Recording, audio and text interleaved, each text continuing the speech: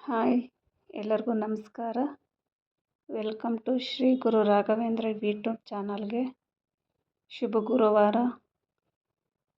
ಯಾರೆಲ್ಲ ನಮ್ಮ channel subscribe ಮಾಡಿಲ್ವೋ ಸಬ್ಸ್ಕ್ರೈಬ್ ಮಾಡ್ಕೊಂಡು ವಿಡಿಯೋ ನೋಡಿ ಸಪೋರ್ಟ್ ಮಾಡಿ. ರಾಯರ ಸೇವೆ ಮಾಡ್ತಾಯಿದ್ದೀವಿ. ಓಂ ಶ್ರೀ ಕೃಷ್ಣಾಯ ನಮಃ. ಓಂ ಶ್ರೀ ಗುರುಭ್ಯೋ ನಮಃ. ಪೂಜ್ಯಾಯ ರಾಘವೇಂದ್ರಾಯ ಸತ್ಯಧರ್ಮರತಾಯ ಚ ಭಜತಾಂ ಕಲ್ಪವೃಕ್ಷಾಯ ನಮತಾಂ ಕಾಮಧೇನವೇ. ಓಂ ಶ್ರೀ ಗುರು ರಾಘವೇಂದ್ರಾಯ ನಮಃ. ಓಂ ಶ್ರೀ ಗುರು ರಾಘವೇಂದ್ರಾಯ ನಮಃ.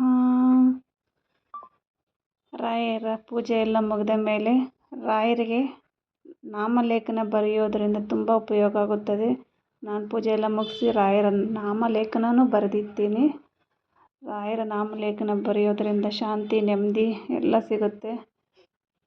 ನಾವು ರಾಯರ ಸೇವೆ ಮಾಡಬೇಕಾದ್ರೆ ಯಾವುದೇ ಮಂತ್ರ ಆಗಲಿ ಯಾವುದೇ ಶ್ಲೋಕ ಆಗಲಿ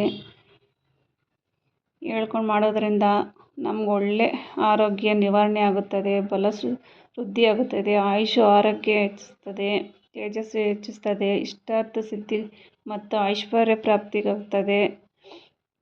ಶ್ರೀ ಗುರು ರಾಘವೇಂದ್ರ ಸ್ವಾಮಿಗಳನ್ನು ಪ್ರತಿ ಅಕ್ಷರದಲ್ಲೂ ಮಹತ್ವ ಐತೆ ಎಂಬುದು ಈ ಸೂತ್ರದಲ್ಲಿ. ಯಾವುದೇ ಶ್ಲೋಕ ಹೇಳಿದ್ರೂ ರಾಯರ ನಿಯಮವಾಗಿ ಪಠಿಸೋದರಿಂದ ಗುರುರಾಜರ ಕೃಪೆಗೆ ನಾವು ಲಭಿಸುತ್ತೇವೆ.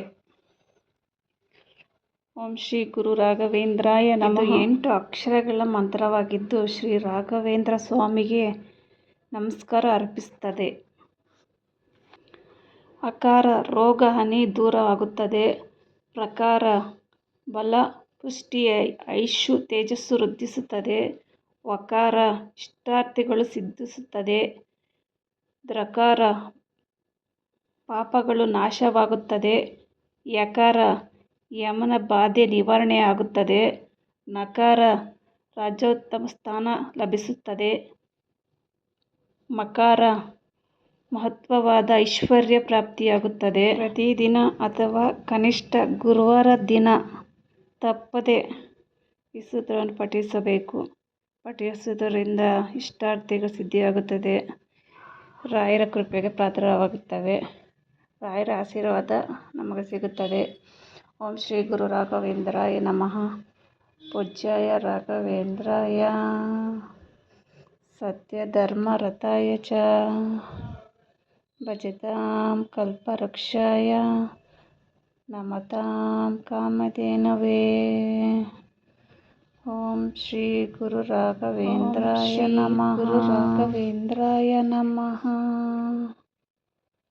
ಓಂ ಶ್ರೀ ಗುರು ರಾಘವೇಂದ್ರಾಯ ನಮಃ.